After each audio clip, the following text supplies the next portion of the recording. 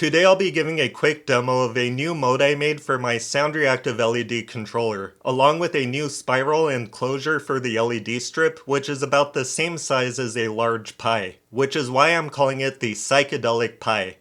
Now, I'll be playing guitar for most of the video, but if you like what you see and want more details, then I'll be making another video in a few weeks. So stay tuned for that and be sure to subscribe if you haven't already.